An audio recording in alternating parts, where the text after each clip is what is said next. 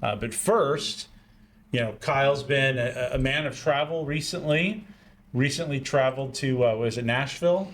Nashville, Tennessee. What were you in Nashville Nashville, for? Tennessee. I was there for the Young Republicans National Convention. I was a delegate for the state of Texas, and it was quite the experience. Some negatives, some positives, and I think moving forward as an organization, we are ready to grow. And, we acknowledged, I think, just everyone in general acknowledged a lot of our shortcomings. And we kind of all took a round turn and decided, hey, moving forward, this is what we need to do. It's so, when you, for instance, Republican Party, we had this huge victory, right? Trump, the Senate, the House, and now we're kind of getting in the weeds of actually governing and what we want for results. And there's a bunch of side quests going on, and people are feeling like things aren't being fulfilled in the state of Texas and then nationally. And this is where the bickering starts, and people start to hate on each other or try to actively sabotage each other. And I'm always down for a really good argument or debate and a vote. But it's really important that afterwards, we kind of pack up. Okay, that was it. And then, we move forward smartly. I don't feel like there's that many grievances that people have brought up over the last couple of days at the YR convention that really justifies the talking of, well, we're just going to go out and make our own new thing, or I'm going to take my ball and go home. I mean, you can always do that. Right. You can always do that. As we've seen here in Texas. Yes, you can always do that. And again, that's a choice for everyone to make.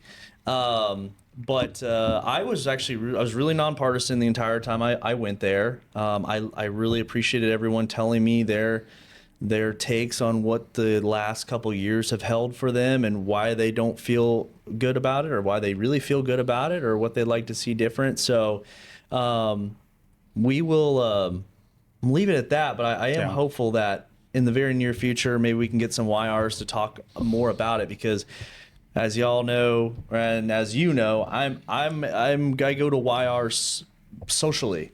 I get involved in a few of their get-togethers, but really A Better Dallas is kind of where I focus, and I have put a lot of my free time that was towards politics now into this podcast in the hope that we bring y'all really good information, hyper-localized, Dallas and then in Texas, and we find people in this area that want to really sharpen their axe on the grindstone and get some things done. Well, that's noble of you. I don't go to wire things anymore because I am too old. I am no longer a young Republican. I am just a Republican. You're just now a Republican. Just now a Republican. But you touched on a little bit just now, and something kind of brought to my mind is, we, as a country, we used to value elections because it gave us some sort of closure, right? We have a campaign season.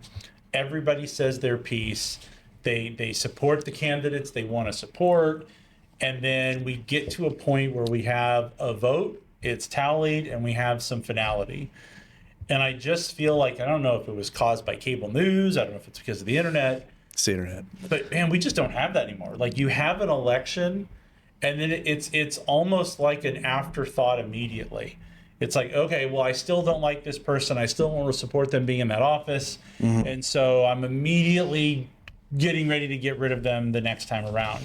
As opposed to, as a society, being able to say, okay, here is who my neighbors, here's who my fellow residents, here's whoever selected as part of our leadership. Let's hope they succeed, because we want to succeed as a society. Yep. Or if you're talking about an organization, I'd hope that if you were at the Young Republican Convention and your person didn't win, mm-hmm. your answer wasn't, well, I'm out. It was, okay, well, I had a vision, it didn't succeed, so let me support and try to make whoever is in office now as successful as possible. And then at the end of their term, when the next election comes around, if I think that things didn't go well, right? Because that's the thing, is it almost presupposes failure. if things didn't go well, then at that time, I'm going to start gearing up to have my new vision.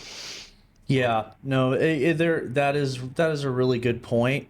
I also would say this too, and this is just kind of me being a, again, just trying to be like nonpartisan or bipartisan within the Republican group. I do feel like, hey, even though those people might have lost, like for instance, YR Restore, I mean, they pretty much lost the entire election. I don't think any of their people got picked up any of the positions, but not by much.